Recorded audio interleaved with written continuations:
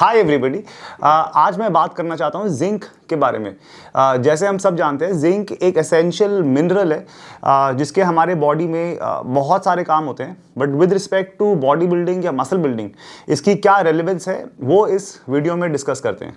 हम बात करेंगे इसके बेनिफिट्स के बारे में, किन फूड सोर्सेज में ये अवेलेबल होता है, इसकी डेली डोजेज कितनी होनी चाहिए, किस टाइम पे इसको लेना चाहिए एंड इसको लेते वक्त किन चीज़ों की कंसिड्रेशन पे हमें ध्यान रखना चाहिए एंड लास्टली अगर हम इसको सप्लीमेंट बाज़ार से ख़रीदते हैं तो इसका कौन सा फॉर्म रेडिली अब्जॉर्ब होता है और कौन सा सबसे कम होता है, ये सब आज डिस्कस करेंगे।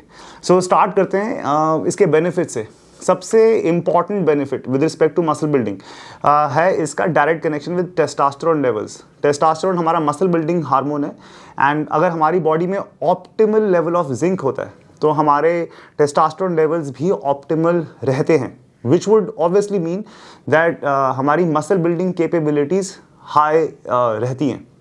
इसके अलावा भी IGF लेवल्स और ग्रोथ हार्मोन लेवल्स भी हमारे ऑप्टिमल रहते हैं अगर हमारी बॉडी में एडिक्वेट अमाउंट ऑफ जिंक होता है।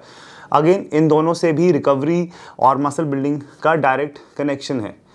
इसका नेक्स्ट बेनिफिट है इसका कनेक्शन विद प्रोटीन सिंथेसिस।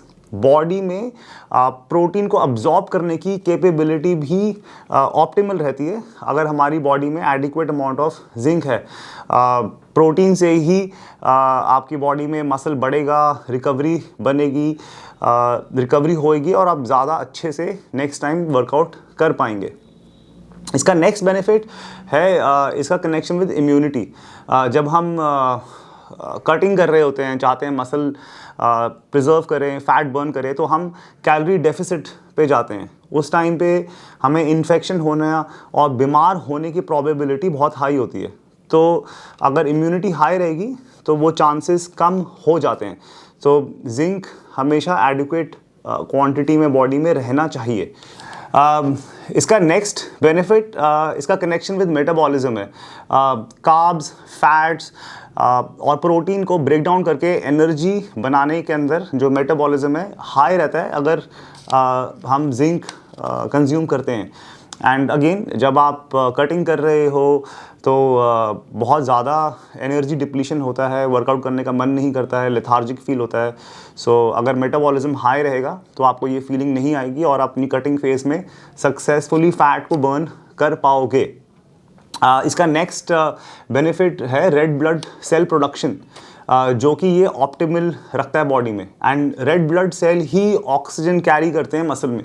सो अगर ऑक्सीजन मसल में जाएगा तो ही हमारी परफॉर्मेंस और ट्रेनिंग ऑप्टिमल रहेगी। सो एथलीट्स के लिए बहुत बेनिफिशियल है जिनको काफ़ी देर तक वर्कआउट करना होता है और इंड्योरेंस बेस्ड वर्कआउट करना होता है, बट ओवरऑल जो भी मसल बिल्ड करना चाहता है उसको ये सारे बेनिफिट्स की वजह से बहुत अच्छा मसल बिल्ड करने की कैपेबिलिटी बढ़ेगी।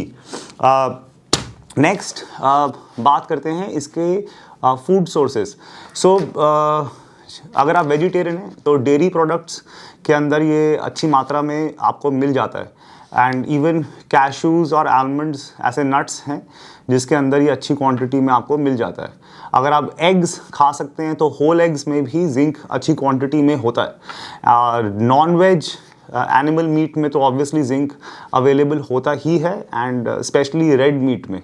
सो आप चूज़ कर सकते हैं कि आप क्या खा सकते हैं एंड डेफिनेटली जिंक आपकी बॉडी में अच्छी क्वांटिटी में होगा तो आप अच्छी वर्कआउट्स कर पाएंगे, अच्छी फिजिक भी बिल्ड कर पाएंगे। नेक्स्ट बात करते हैं ये कितना इसकी डोजेज हमें चाहिए होती है। सो एक नॉर्मल इंडिविजुअल जो वर्कआउट वगैरह नहीं करता उसको भी 8 से 10 mg per day zinc absorb होना चाहिए बॉडी में। अगर आप वर्कआउट करते हैं, स्ट्रेंथ ट्रेनिंग करते हैं, हैवी करते हैं लिफ्ट, प्रोग्रेसिव ओवरलोड चेस करते हैं, so up till 30 mg per day absorbed body में जिंक होना चाहिए। सो अगर आपको खाने से ये नहीं मिलता तो आप केमिस्ट से इसका सप्लीमेंट खरीद सकते हैं। इसके अलग अलग फॉर्म होते हैं, सो आप पढ़ सकते हैं, जैसे कि जो हाईएस्ट अब्जॉर्बिंग फॉर्म है वो होता है जिंक पिकोलिनेट, नेक्स्ट होता है जिंक सिट्रेट। ये दोनों ही काफ़ी अच्छे माने जाते हैं और बॉडी में बहुत अच्छे से अब्जॉर्ब हो जाते हैं। इसके बाद थोड़ा सा स्लाइटली इन्फीरियर होते हैं zinc gluconate and zinc sulphate. ये सब दोनों मॉडरेटली अब्जॉर्ब होते हैं बॉडी में, एंड सबसे कम जो अब्जॉर्ब होता है वो है जिंक ऑक्साइड। सो आप देख सकते हैं जितना ज़्यादा अब्जॉर्बेबल जिंक होगा उतना ही वो सप्लीमेंट महंगा होगा। सो आपकी पॉकेट को क्या सूट करता है उसके accordingly you can choose. Next बात करते हैं कुछ कंसिडरेशंस की। जब जिंक लेना कब चाहिए? आइडली आपको ये रात को एम्प्टी स्टमक लेना चाहिए। कहते हैं कि अगर आप खाने के साथ लेते हो और ऐसा खाना जिसमें कैल्शियम है और फाइटेट्स हैं तो आपके जिंक की एब्जॉर्प्शन कम हो जाती है। रात को अगर आप इसको लेते हैं मैग्नीशियम के साथ, विटामिन B6 के साथ, तो ये आपको नींद अच्छी नींद भी दिलाएगा। मेलाटोनिन जो बहुत लोग लेते हैं सोने के लिए, उसकी एब्जॉर्प्शन भी जिंक बढ़ा देता है। सो अच्छी नींद होगी तो अच्छी रिकवरी होगी। जैसे मैंने बताया था आपको, ये हार्मोन प्रोडक्शन में हेल्प करेगा। तो रात को ही हमारी बॉडी मैक्सिमम हार्मोन रिलीज़ करती है ताकि वो ड्यूरिंग स्लीप रेस्ट में रिकवरी करे। सो टेस्टोस्टेरोन लेवल्स बढ़ते हैं, ग्रोथ हार्मोन लेवल्स बढ़ते हैं। जिंक होने से ही ये सब चेन रिएक्शन बॉडी में अच्छे से हो पाता है। सो रात को empty stomach is the best time जो आप जिंक जिसमें आप ले सकते हैं। सो यही सब था। This is all that I wanted to share in today's video. I hope ये इन्फॉर्मेशन आपको यूज़फुल लगी हो। हमेशा याद रखिए सिर्फ प्रोटीन, कार्ब्स और फैट्स, कैलोरीज, सरप्लस, डेफिसिट से ही बॉडी नहीं बनती। आपकी बॉडी को जितना मैक्रो न्यूट्रिएंट्स चाहिए उतने ही इम्पॉर्टेंट माइक्रो न्यूट्रिएंट्स भी होते हैं, एंड जिंक उनमें से एक है।